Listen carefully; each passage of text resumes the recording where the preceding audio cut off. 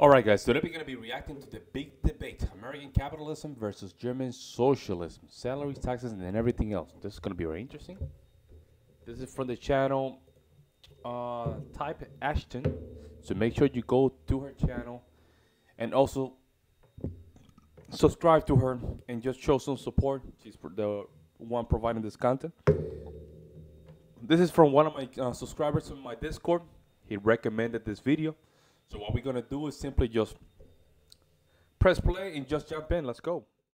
I'll be tackling two scenarios. I'll be contrasting the incomes, tax burdens, and payments into things like healthcare, public pensions, like Social Security, unemployment insurance, and education for a single worker in both the US and Germany, and for a family of four. And at the end of this video, hopefully have a final, definitive answer to the question, who really takes home more money at the end of the day? Over the past year and a half on this channel, we've built up a library of videos documenting the similarities and differences between our native country of the United States and our new home country of Germany.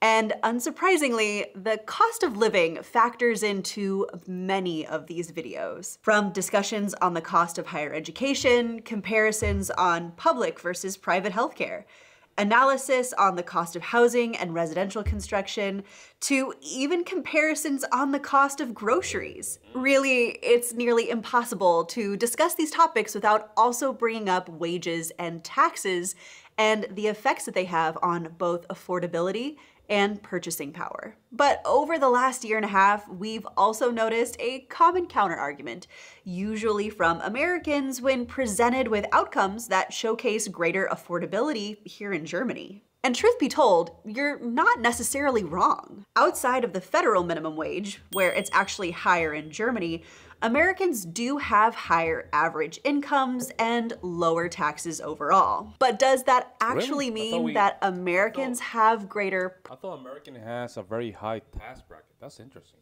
She came up with that conclusion. Huh. Purchasing power. Because here's the thing, while American taxes do contribute $1.4 trillion into healthcare and another $202 billion into education, Americans still end up paying more out of pocket for the very thing that German taxes cover at nearly 100%. So simply arguing with me, yeah, well, I make more money. Well, that might be true, but it's not necessarily applicable unless you look at the bigger picture and take into account all of those out-of-pocket costs. So, that's what I'm here to do.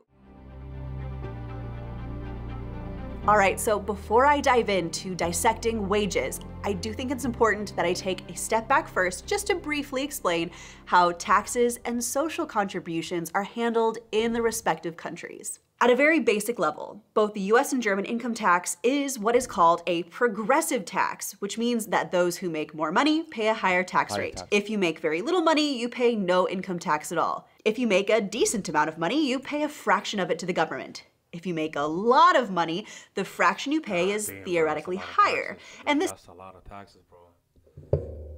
35%. Damn, man. System is designed in this way because those who have enough money not to worry about putting food on the table each day should, in theory, be able to afford to pay more to the government. That's the theory, at least.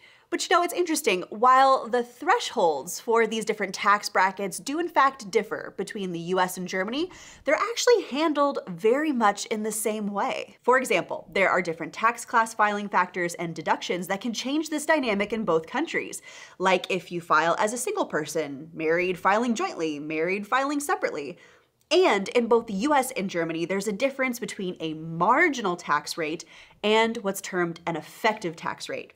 That's because when your income enters a higher tax bracket, only the income that falls into the higher tax bracket is taxed at the higher rate. Now, there are notable exceptions to this rule. The big one that comes to mind is the American Social Security and the German social contributions, because these are actually what are termed regressive taxes, which means that in theory, the more you make, technically the less you pay in terms of a percentage of your overall income. Those who make very little money have to pay the full percentage. Those who make a decent money also Well, it makes sense in a weird way, right? Because you're taking more in terms of the resources of the state right now. Regressive. I'm just putting it in this way because if poor people are using, let's say you're only making, as an example, $20,000, 20,000 euros, all right? But then you're using more the resources of the state, right? That means that you're putting less in the bucket than the rich guy. See what I'm saying? Like, that makes sense? Pay that full percentage, but when you make enough money, you get to stop paying the tax after a certain point. This means that someone making $1 million or €1 million a year pays a tiny, tiny fraction of the percentage that almost every...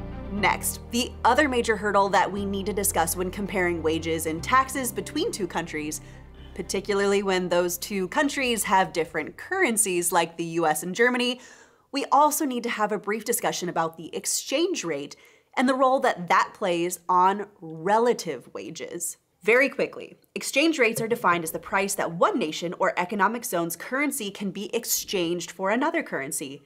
And the values of domestic and foreign currency capture a lot of economic factors and variables and can fluctuate for various reasons. So as you can see from this graphic, over the past 10 years, the exchange rate between the euro and the dollar has fluctuated considerably. For example, in March of 2014, the euro was very strong.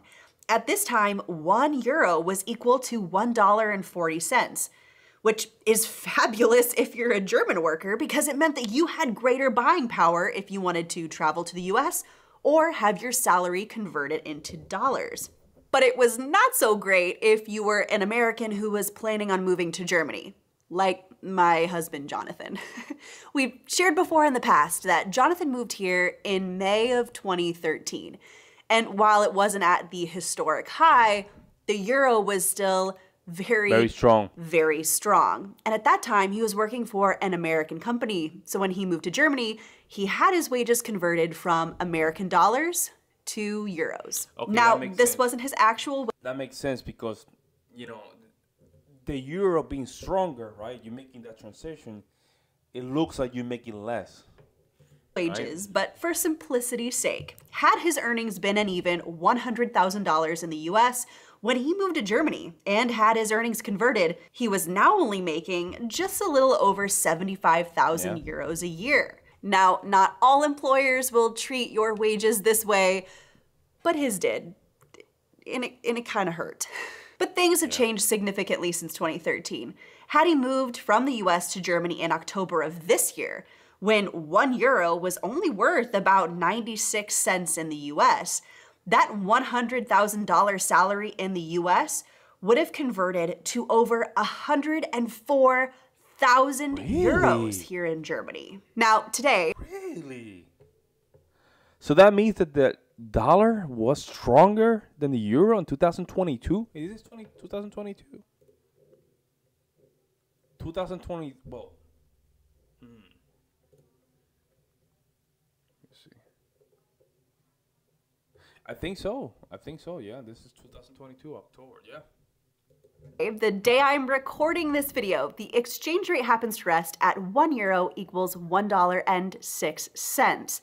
So while it's not quite a one-to-one comparison, it's pretty darn close. I mean, close enough to where if you were just talking about everyday purchasing items... Why the euro lost some purchasing power?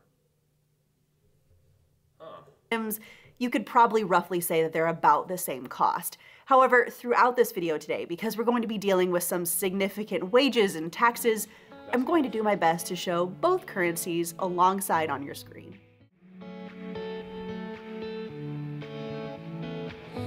Okay, now that I have the formalities out of the way, let's get down to business of comparing our wages. For the first comparison, let's take a look at single workers, their taxes and expenses in 2022. In the United States, our scenario one is going to be single worker Steve. He's 23, single, and has no kids. His occupation is an engineer, and he holds a bachelor's degree in mechanical engineering, so he has about 2 years of experience outside of university. His salary is $87,676 a year. So divided into 12 monthly payments, he brings home a gross salary of $7,306.33 each month. In Germany, we have single worker Max. And wouldn't you know it, he's also 23, single and has no kids, and also happens to work as an engineer. So he also has that same 2 years of experience straight out of university. His salary in Germany is 67,264 euros each year. Divided into 12 monthly payments, he brings home a gross salary of 5,605 euros and 33 cents per month. Also, just a quick side note, if you're curious, almost the same thing, because remember the conversion.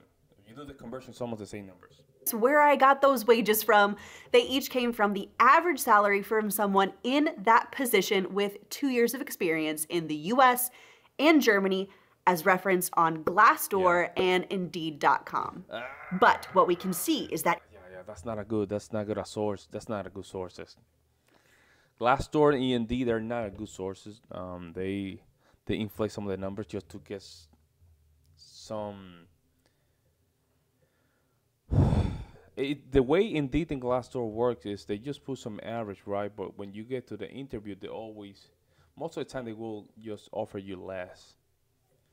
I used to just apply for this website way too often, especially as a life insurance agent or financial agent. Those numbers will be super inflated. They will say, "Yeah, you can make $500,000 a year," all that stuff. It's not even real. But she's starting. Her point of origin is from those two websites, which I think is great, right? I think it's for the discussion. I think it's a great way to start. Even adjusted for the exchange rate, before taxes, social contributions, and out-of-pocket costs, yes, Steve does in fact have a higher salary than Max. In this scenario, Steve makes about 18.5% more working in the United States as a mechanical engineer before taxes. Now, for the second comparison, we're also going to take a look at an American Steve and a German Max, except these two men are 15 years further down the line in their work experience, and they have very different personal and professional dynamics that have impacted their lives over the years. So let's take a look at their wages and compare them for 2022. Our US family scenario here is, once again, Steve. Okay. But he's now 38 years old and has been promoted to senior engineer. With 15 years of experience under his belt, he brings home $154,527 a year. Steve is married to Stephanie, who's 36 years old and works as a school teacher. She also has around 15 years of experience, and she brings in $68,693 a year. This gives them a total household gross income of $200. And then after those 15 years, Stephanie divorced the guy. Yeah, that's based on statistics. So almost 60% of marriages in the United States, they end up in divorce. So I don't know if that's going to come into the equation, but yeah, it's a high probability Steve is going to lose that $150,000. $123,220, or around $18,601 per month. For future reference, Steve and Stephanie have 2 kids, Sam, who's 4, and Sally, who's 2. This will become important later on as we begin to calculate their out-of-pocket expenses in subsequent sections. Moving on to Germany, we also have Max, who is now a family man. He's also 38 and promoted Max got bold. That's funny. To senior engineer. With 15 years of experience under his belt, the average salary in Germany that he could expect has been quoted at 99,091 euros a year. He's married to Mila, a 36-year-old school teacher who also has around 15 years of experience in her belt. She brings home 54,116 euros a year, which gives them both a total household gross income of 153,207 euros, or around 12,767 euros per month. And wouldn't you know it, Max and Mila also have 2 kids, Martin, who's 4, and Maria, who's 2. Once again, adjusted for the exchange rate before taxes, social contributions, and out-of-pocket costs, the American family still has significantly higher gross incomes than our German family. In this scenario, the American family makes about 27.1% more than the German family before.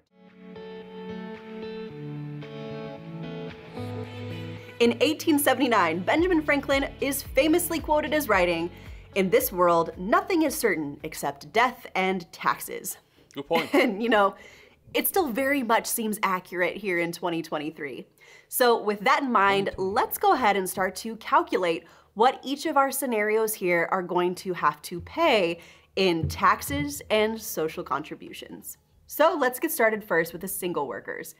Now, for single worker Steve, it's important to note that currently 41 US states and the District of Columbia levy a personal income tax for the state.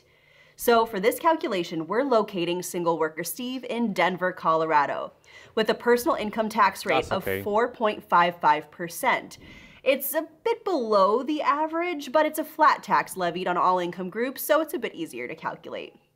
For this calculation, I'm presuming that Steve is not yet making a contribution to a 401k, a Roth IRA, or has any other itemized deductions. I'm just keeping things simple here for now.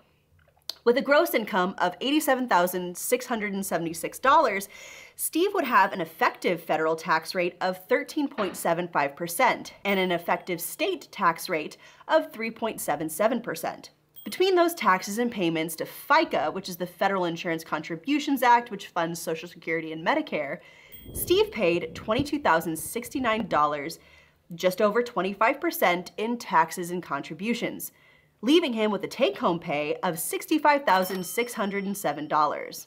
Now, over in Germany, there are no local or state income taxes levied. However, those living in the former West Germany do have to pay something called a solidarity surcharge, or a Solidaritätszuschlag.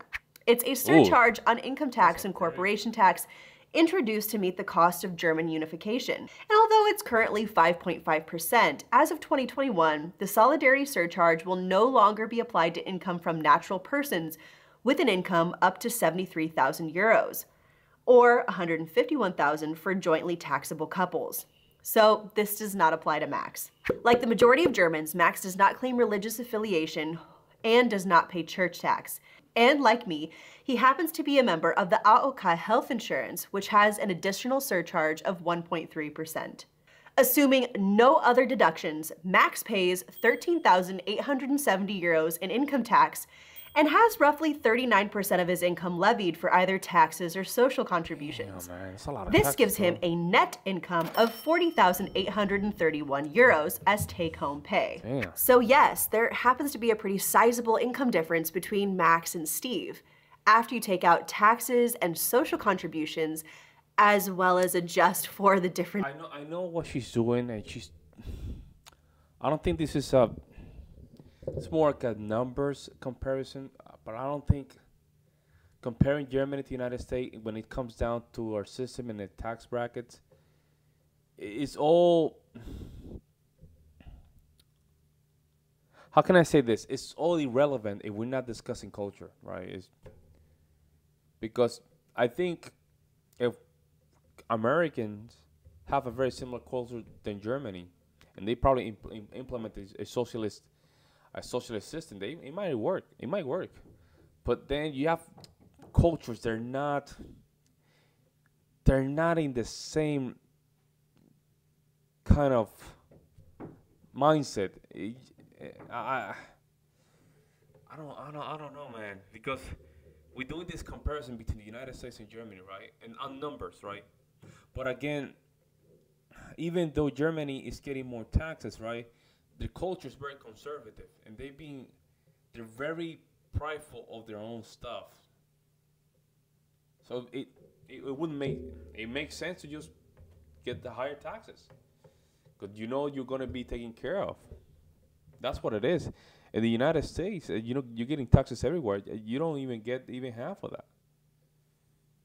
Like, I'm just saying. Differences in the exchange rate, Steve actually makes 44% more than Max. But what about families? What does this dynamic look like? Well, let's take a look. For the American family of 4 living in Colorado, their taxes probably look quite a bit like this. As a married couple with 2 children, giving them 4 personal exemptions, they're paying just over $35,000 in federal taxes, another $12,351 in FICA, and $8,717 in Colorado state tax. At this time, I'm only looking at the required payments. So I'm still not going to include a 401k or an IRA contributions in their deductions. Yet. You'll have to stick around for this one in a bit. But what this means at the end of the day for the American family is that they're still paying around 25% of their income in taxes and contributions because despite making a lot more money, having children dramatically changes their deductions. This is without, again, this is without including any deductions or anything else, right? This is like raw. Raw, if you didn't even include your kids, you're not, including deductions, you're just raw, which I agree is kind of high. Deductions. Their take-home pay is roughly $167,124. Now for the German family. Assuming we're filing jointly and both Max and Mila are tax category 4, with a joint income of 153,207 euros, they did hit the married income threshold for solidarity surcharge, which cost them 110 euros and 35 cents. Together, they paid just over 36,000 euros in income tax, and an additional 12,900 euros went towards their pension insurance. 1,664 euros and 59 cents towards unemployment insurance, 8,927 euros and 20 cents towards health insurance, and 1,710 euros and 53 cents in long-term care insurance.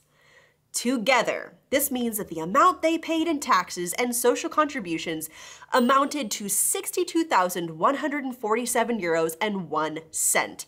And again, I'm assuming this is without deduction. This is raw numbers.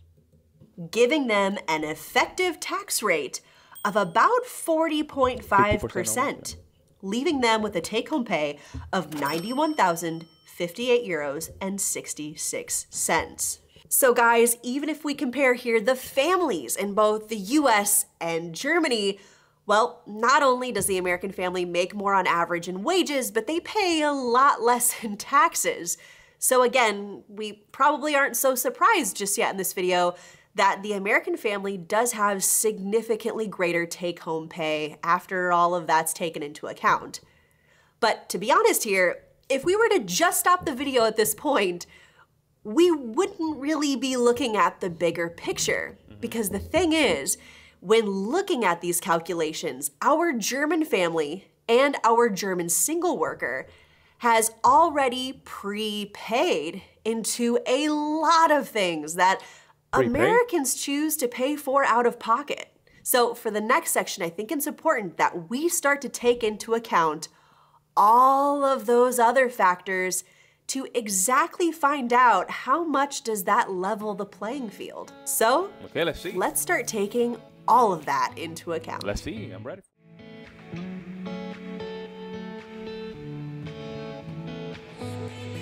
The United States spends more per student on colleges and universities than nearly every other. Let me see where's. Right here.